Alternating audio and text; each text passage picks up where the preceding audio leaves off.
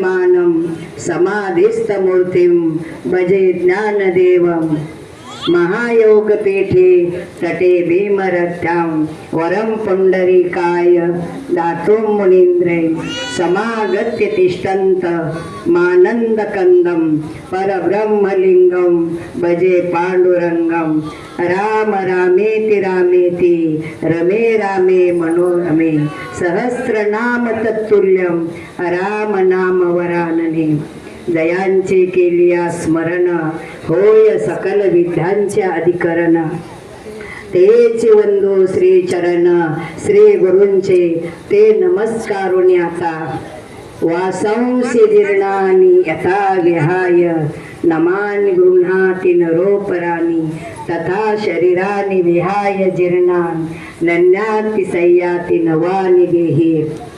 प्रस्तुत प्राप्त प्रसंगी सेवेला घेतलेला श्लोक श्रीमद भगवद्गीतेतील दुसऱ्या अध्यायातला 22वा श्लोक आहे। सेवेला प्रारंभ करण्यापूर्वी परिहार देणं हे वक्त्याचं आद्य कर्तव्य असतं, तेव्हा आज हा सोहळा संपन्न होत आहे। याचं कारण म्हणजे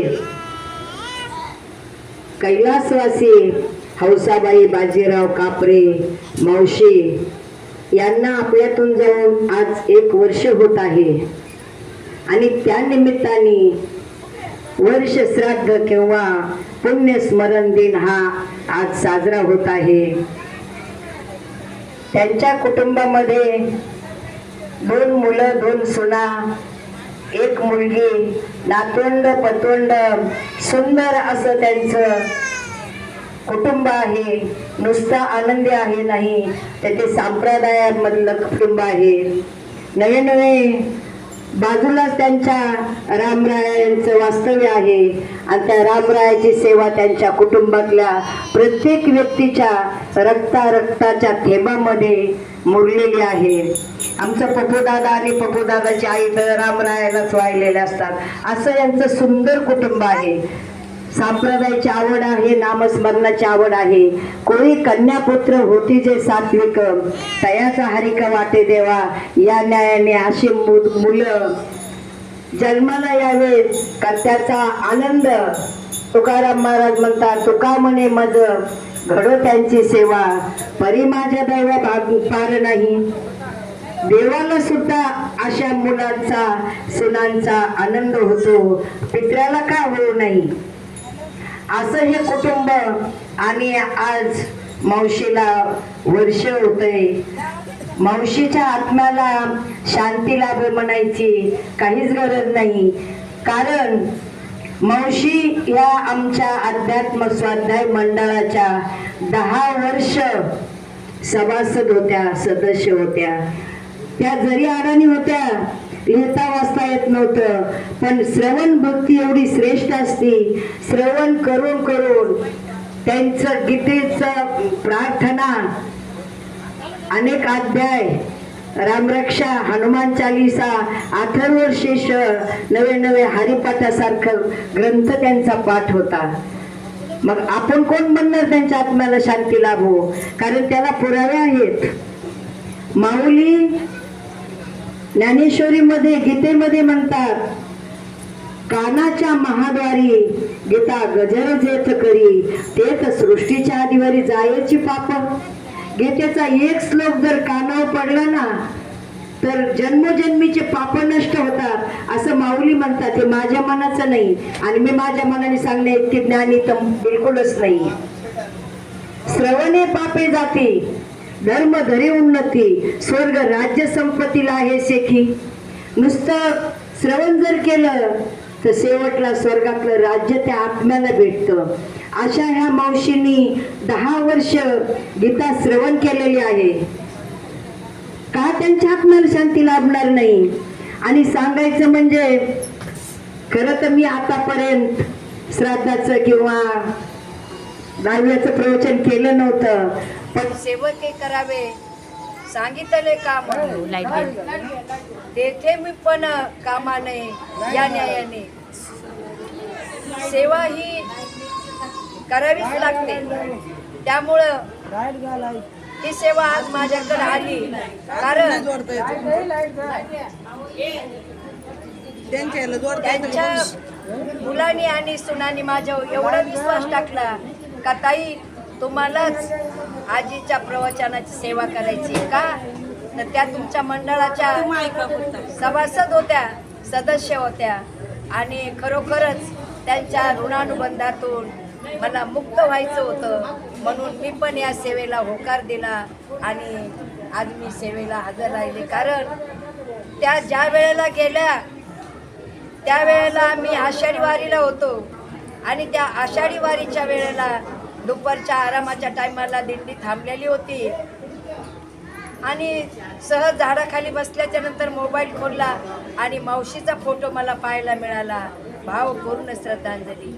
त्यावेळेला क्षणभर माझे डोळे मिटले आणि 10 वर्षाचा जो मावशीचा प्रवास आमच्या बरोबर होता तो पूर्ण प्रवास माझ्या डोळ्यापुढे, म्हणजे माझ्या डोळ्यापुढे तो प्रवास त्यांचा उभा राहिला आणि आपण मावशीच्या कुठल्याच कार्याला हजर राहू शकत नाही असं वाटलं.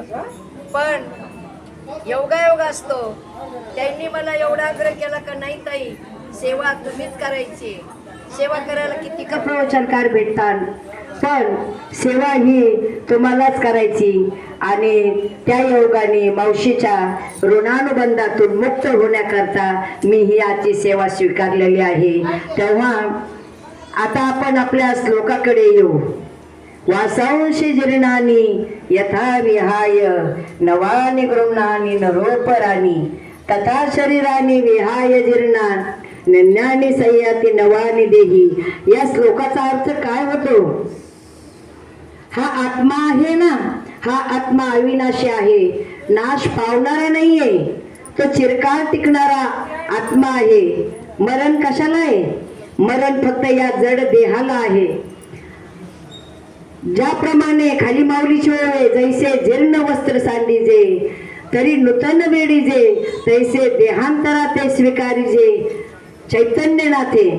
ज्याप्रमाणे आपण फाटलेला कपडा, जुना झालेला कपडा टाकून देतो आणि नवीन कपडा परिधान करतो, त्याच न्यायाने हे आत्मा असतो ना, आत्मा हे जर्जर झालेलं शरीर, जीर्ण झालेलं शरीर, त्याचा त्याग करतो तो आत्मा आणि नवीन देहामध्ये प्रवेश करतो. आत्म्याला मरण नाही, आत्म्याला फक्त आत्मा हे नवीन देहामध्ये प्रवेश करतो. खाली पुन्हा श्लोक आलेला आहे. नैनम छिंदती शस्त्रानी नैनम दहती पावकः न चैनम क्लेदयन्त्यापो न शोष इति मारुतः. या आत्म्याला कुठलाही धारदार शस्त्र कापू शकत नाही, कुठलाही अग्नी जाळू शकत नाही, कुठलाही समुद्र त्याला बुडू शकत नाही, कुठलाही वारा त्याला स्पर्श करत नाही. असा हा चिरंतर आत्मा आहे. आत्म्याला मृत्यू नाही, आत्म्याला मृत्यू फक्त या जड देहाला आहे आणि त्या देहातून आत्मा निघून जातो.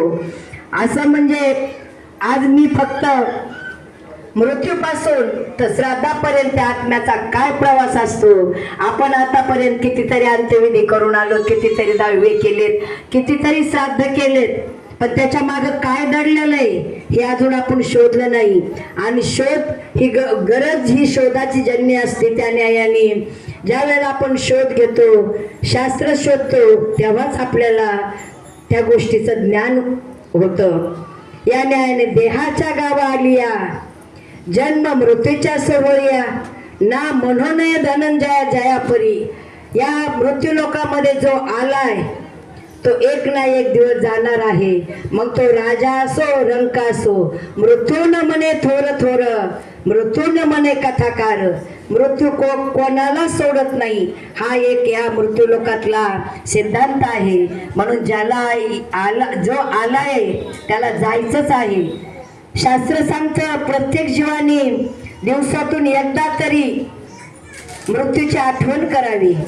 ज्या वेळेला आपल्याला मृत्यूची आठवण येते ना, त्यावेळेला आपण सद्मार्गाने जगण्याचा चालण्याचा प्रयत्न करतो. मग या मृत्यू लोकात जन्माला आलात, जो खाटेवर आलाय तो ताटीवर जाणार, जो बाळाच्यात गुंडाळलाय तो कफनमध्ये गुंडाळलाय.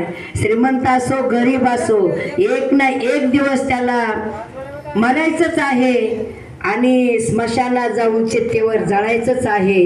याप्रमाणे आणि प्रत्येक मुलांचं आद्य कर्तव्य आहे आपल्या आईवडिलाचे जिवंत आहे तोपर्यंत सेवा करावी. नवे नवे ते गेल्याच्या नंतर जे काही शास्त्राने विधी सांगितलेले आहेत ते विधी त्यांनी न चुकता केले पाहिजेत. कारण काय होतं, जर आपले पितर अतृप्त जर राहिले तर पितृदोष हा सगळ्यात महाकठीण दोष आहे. देव रुसला ना, देवाला तुम्ही मानू शकतात, त्याचा रुसवा काढू शकतात, पण पित्राचा रुसवा आहे ना तो कधीच काढू शकणार नाही तुम्ही. आणि मग आपण त्या आत्म्याला तृप्त नाही केलं का मग पितृदोष लागतो. पितृदोष लागला का मग लाखो रुपये खर्च करायचे, जा त्र्यंबकेश्वरला, जा इकडं जा तिकडं, कोणी जे काही सांगल ते आपण करत भटकत फिरतो. हे चांगलं आहे का? पितृदोष लागल्याच्या नंतर पित्राला शांत करणं किंवा तृप्त करणं हे उपयोगाचं नाही. त्याच्याकरता तुम्ही जिवंत आहे तोपर्यंत त्यांचा आत्मा तृप्त करा. आणि गेल्यावर सुद्धा जे शास्त्राने विधी सांगितलेले आहेत ते विधी तुम्ही काटेकोरपणे पाळा. रोग होऊन उपचार करण्यापेक्षा रोग होण्याच्या आधी आपल्या शरीराची काळजी घ्या आणि पितरांनी मेल्याच्या नंतर आपल्याला आशीर्वाद द्यावा म्हणून आधीच त्या पितरांना तृप्त करा. आणि गेल्याच्या नंतर सुद्धा वर्षभर त्या कुटुंबानी त्या मुलांनी काय विधी करायचा असतो हे काटेकोरपणे आज माझी सर्व श्रोत्यांना विनंती आहे का तुम्ही जे काही मी आज सांगल हे माझ्या मनाचं नाहीये, हे मी कर्मसिद्धांतातून आणि गरुड पुराणातून एक एक मुद्दा वेचलेला आहे. जीवाचे कान करून हे सगळ्या गोष्टी ऐका तर तुम्हाला त्यातलं ज्ञान होईल. तेव्हा ज्या वेळेला आपण जन्माला येतो त्यावेळेला 16 संस्कार घेऊन जन्माला येतो. ते 16 संस्कार कुठले आहेत? ते 16 संस्कार म्हणजे गर्भसंस्कार, नामकरण संस्कार आणि अंत्यसंस्कार. हे मरणाच्या पूर्वीचे 3 संस्कार आहेत. गर्भसंस्कार, नामकरण संस्कार आणि अंत्यसंस्कार. आता त्याच्यानंतरचे संस्कार पाहिजेत आपल्याला. ज्या वेळेला आत्मा जातो ना, आपला आत्मा निघून जातो, कोणालाच दिसत नाही तो. ज्या वेळेला त्या शरीरातला आपला आत्मा जातो त्यावेळेला आपण त्या देहाला काय म्हणतो, त्याचं रूपांतर प्रेतात होतं. गरुड पुराणामध्ये अशी एक हे आलेली आहे का शास्त्र असं सांगतं ज्या वेळेला या देहातून आत्मा जाईल त्यावेळेला कमीत कमी 3.5 तास त्या प्रेतावर अग्निसंस्कार करू नका. का?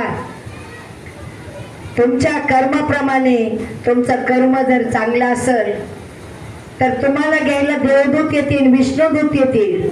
तुमचं कर्म वाईट असेल, आयुष्यभर तुम्ही काय सत्कार्य केलं नसन, दानधर्म केला नसन, जीवनात चांगलं वागलं नसताल, सगळं पापाचं जर तुम्ही गाठोडं तयार केलं असेल तर तुम्हाला घ्यायला यमदूतच येणार आहेत. तिथं देवदूताची ताकदच नाही यायची.